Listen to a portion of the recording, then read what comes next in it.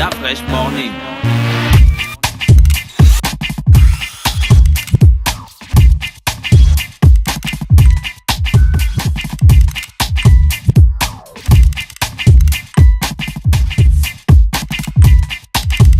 urbanfm.fm. That fresh morning.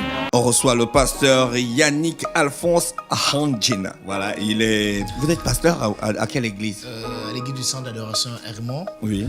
N'est-ce pas, qui est dirigé des mains de maître par l'apôtre Alphonse Ngimba. Nous sommes situés du côté de Mindoubé, Mindoubé 1, dans le 5e arrondissement de la commune de Libreville. Voilà. D'accord, les pasteurs, vous faites la une des journaux ces derniers temps dans le pays.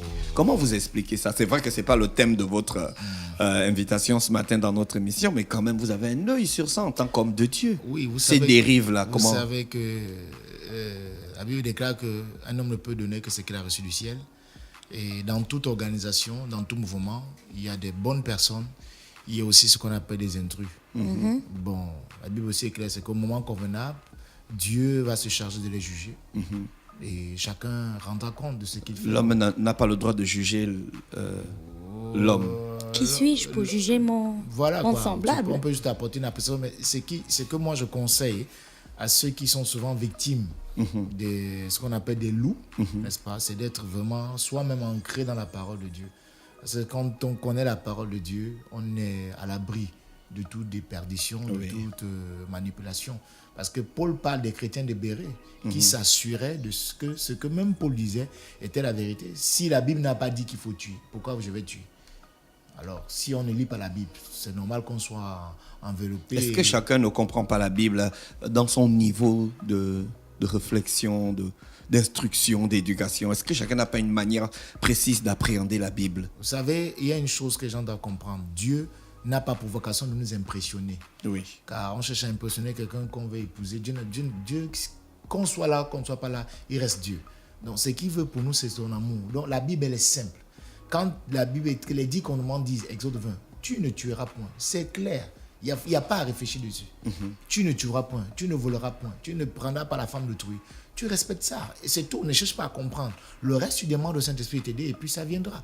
Maintenant, si c'est compliqué, tu cherches maintenant quelqu'un, n'est-ce pas, qui s'y connaît et dont tu as jugé et tu peux juger vraiment la sincérité. Et tu vas vers cette personne, dis bon, cette partie, je n'arrive pas à comprendre. Est-ce que tu peux m'aider?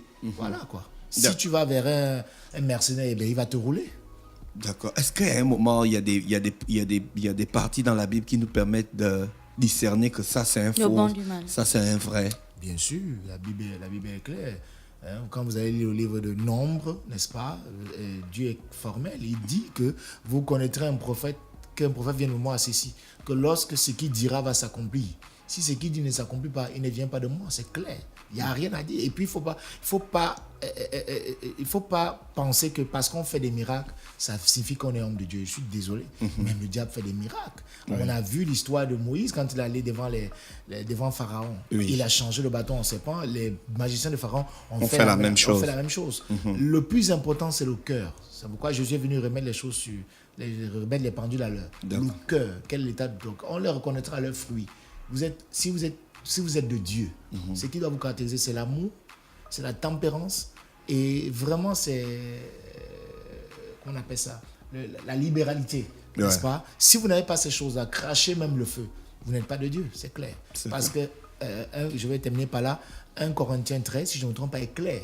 Les prophéties disparaîtront, le parler en langue, le bling-bling dans le ministère va disparaître, mais la chose qui va demeurer, c'est l'amour qui est la parole de Dieu, donc Jésus-Christ de Nazareth. Nous avons le pasteur Yannick Alphonse Arangena ce matin qui vient donc nous parler des croisades, des signes de miracles au stade de Nzarion le 12, le 13, le 14. Vous êtes de l'église Hermon, c'est ça? Oui, tout à fait. Vous existez depuis combien de temps? Depuis le début des années 2000. D'accord.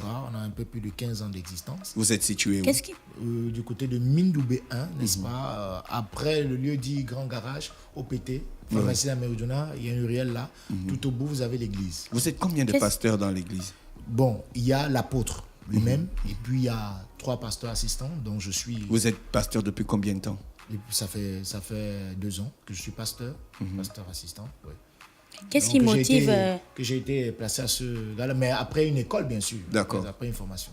Qu'est-ce qui motive la création d'une église et surtout, qu'est-ce qui motive, pour rester à vous, qu'est-ce qui motive l'engagement d'un homme à dire que, bon, écoutez, moi, je vais être pasteur bientôt et d'aller à l'école donc pour le faire? Vous savez, en réalité, l'église, ce n'est pas le bâtiment. L'église, c'est un rassemblement de personnes qui ont une même foi et qui ont accepté comme Seigneur et Sauveur Jésus-Christ de Nazareth. C'est ça l'église. Mais comme nous ne pouvons pas vivre comme à l'époque, il nous faut un cadre dans lequel on doit adorer notre Dieu. C'est pourquoi on a un bâtiment et on appelle ça peut-être de manière abusive l'église, n'est-ce pas? Mais d'autres, d'aucuns vont dire chapelle, d'autres vont dire cathédrale, peu importe. D'autres vont dire temple. Et vous, c'est le centre d'adoration? Le centre d'adoration Hermon. En fait, nous, on se veut être une église de proximité. On n'est pas, on veut pas. C'est-à-dire, comme la police de proximité. Non, une église qui va au contact, qui est au contact de la population, qui apporte l'évangile, n'est-ce pas, à ceux-là parfois qui ne peuvent pas se déplacer, venir vers les églises. Nous savons, vous savez, je ne vous l'apprends pas que dans cette capitale de Libreville, il y a des personnes qui n'arrivent même pas à manger. Ces personnes-là, elles ne peuvent pas se déplacer. Si elles attrapent 1000 francs, elle ne va pas dépenser 1000 francs pour venir à l'église. Non.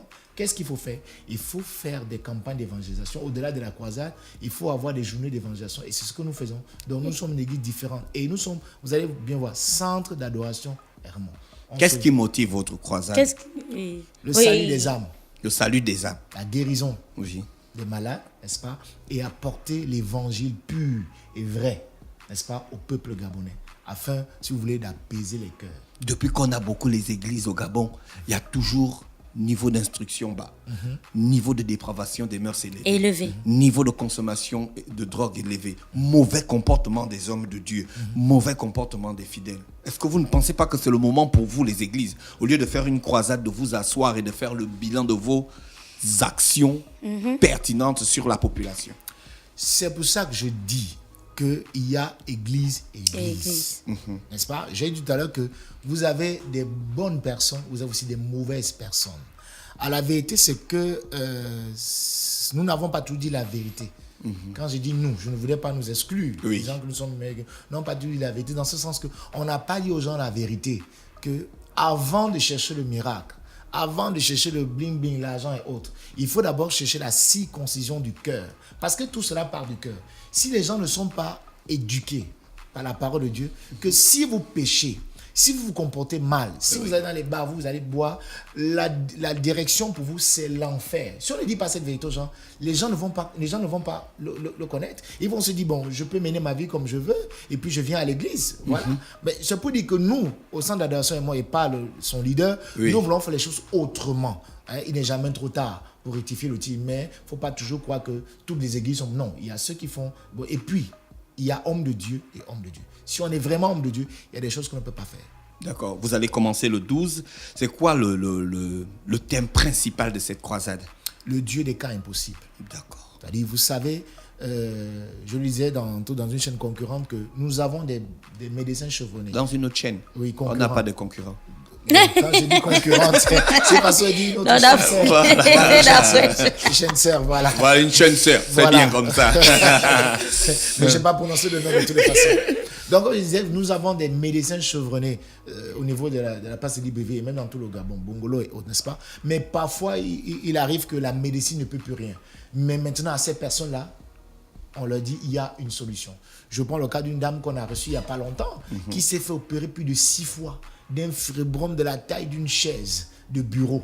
On retire le fibrome, mais ça repousse. On retire, mais ça repousse. À ce moment-là, les médecins ne peuvent plus rien. Alors il faut chercher là, c'est un problème mystique. Alors il faut apporter une solution spirituelle. Mais comment? Déjà dit à cette personne que si tu es dans cette situation-là, c'est forcément dû à quelque chose. Donc il faut découvrir et puis traiter le mal à la racine. Donc la croisade est là pour le salut des âmes, c'est-à-dire annoncer l'évangile, la guérison des malades, la guérison physique et la guérison spirituelle, notamment de l'âme. Pasteur, est-ce que c'est normal qu'à chaque fois que quelqu'un va à l'église, on lui découvre toujours un petit problème mystique? Quelqu'un comment? C'est-à-dire quelqu'un qui vient pour la première fois ou bien quelqu'un qui a l'habitude d'aller à l'église? En fait, dans notre société, en fait, qui est le Gabon, le mystique a été en quelque sorte érigé comme la cause de tous nos problèmes. Oui. C'est que quand quelqu'un va à l'église, comme le cas que vous veniez de présenter, un fibrome, ça doit avoir une origine mystique. Quelqu'un qui n'arrive pas à exceller à l'école, ça doit avoir une origine mystique, et ainsi de suite. Ce qui fait en sorte que dans la tête des gens, les malheurs qui leur arrivent, ce n'est pas de leur faute, c'est de la faute du mystique. Je dis oui et non. Non, pourquoi? Parce que faut pas être chrétien, il faut pas dire être maboule. Vous êtes chrétien, vous êtes élève en classe terminale, passez toute l'année à faire faire les veillées à l'église, parce qu'il y a beaucoup d'éveillés aussi. À faire de la bamboula et tout ce que vous imaginez. Ne pensez pas que vous allez passer le bac. Je suis désolé. Non. Dieu dit, et c'est Pierre qui le dit dans son épître, qu'il faut ajouter à notre foi la science. Dieu n'est pas contre la science. On va à l'église, mais il faut aller à l'école. On va à l'église, mais il faut respecter les règles d'hygiène. Si vous n'êtes pas un homme, vous nous brossez pas les dents matin et soir, et vous avez la carrière, vous avez dit c'est un démon. Je suis désolé, c'est les sucreries, c'est les glaces et autres. Il faut être responsable dans ce que nous faisons. C'est pour ça que je dis non. Et puis, ces enfants-là qui se vadouillent un peu partout. Il y a longtemps, j'étais quelque part, et puis il y a des femmes, des mamans qui se plaignent, c'est qu'aujourd'hui, les enfants se baladent avec les couteaux, il y a un qui a voulu poigner, je suis désolé. La faute vous revient à vous les parents. Comment un enfant de 15 ans ou de 10 ans peut être encore dehors à minuit et le parent ne se offusque pas, il dort tranquillement chez lui? Vous êtes en train de former un bandit, un brigand.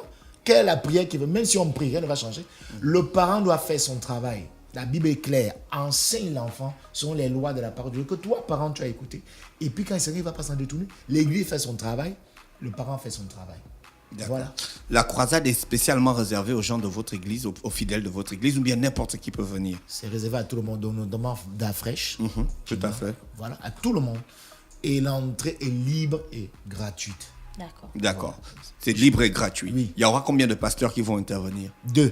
Nous avons 2 généraux, 2 généraux de Dieu. L'apôtre Alphonse Nimba lui-même, accompagné du big prophète Faustin du Destin. Donc, en fait, c'est une... Faustin du Destin. Oui, Faustin du Destin. Ah, ça, il a un nom.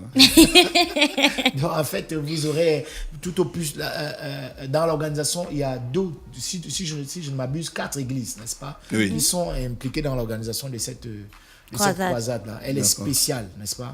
Et nous attendons par la foi plus de 10 000 personnes. Et on dit que la croisade se passera donc au centre d'adoration? Non, au stade d'Nzeng. Donc les gens viennent. De quelle heure à quelle heure? À partir de 16h. Mais nous voulons jusqu'à 21h maxi.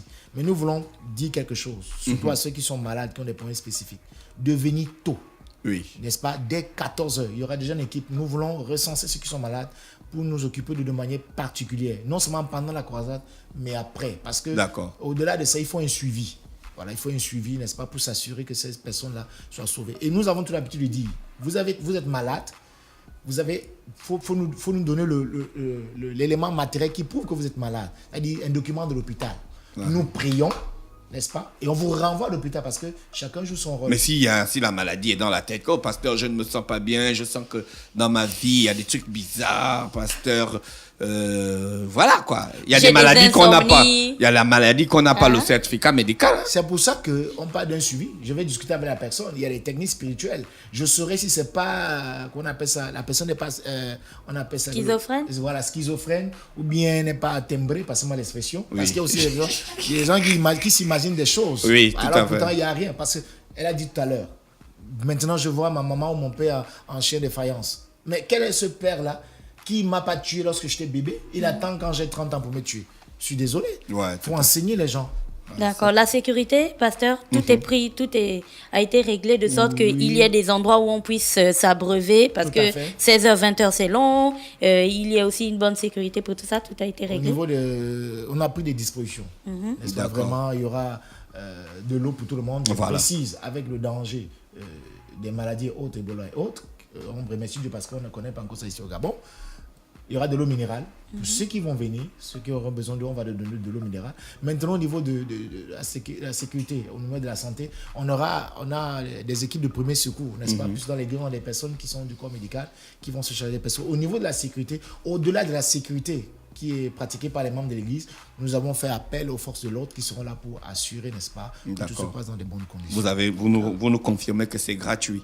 L'entrée libre est gratuite. Ça commence le 12 Le 13 et le 14 juin. Voilà. 3 jours de prière. 3 jours de prière, d'évangélisation et de guérison pour les malades. D'accord. Vous avez déjà des thèmes bibliques bien spécifiques sur lesquels vous allez vous appuyer, des versets et tout ça. Oui, mais cela révèle de Chacun. l'intimité. Non, de l'intimité des deux hommes de Dieu qui ont un message spécifique. Ah, chacun. Vous aussi, vous allez participer? Oui. Vous allez prêcher? Oh.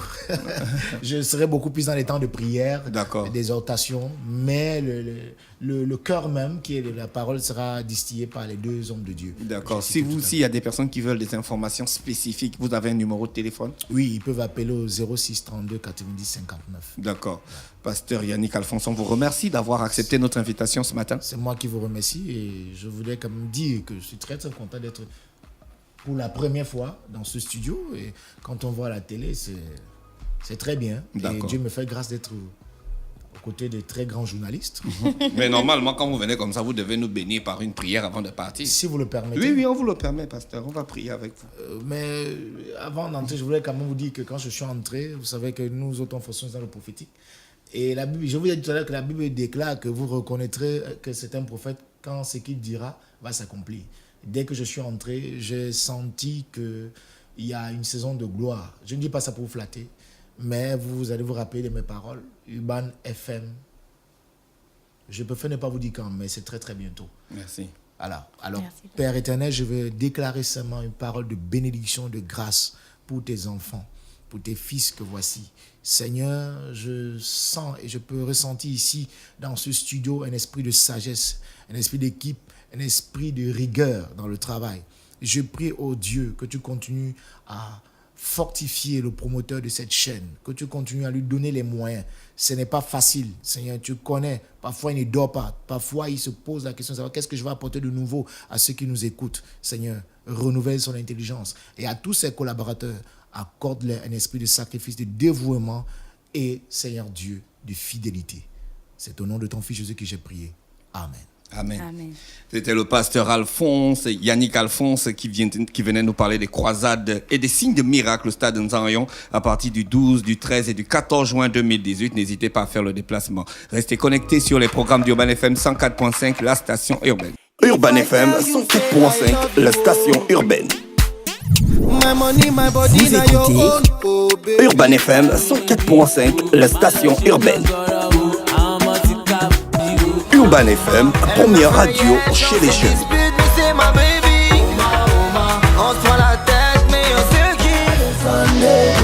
Urban FM, la radio des musiques urbaines. Urban FM 104.5, la station urbaine. Stop Fresh Morning.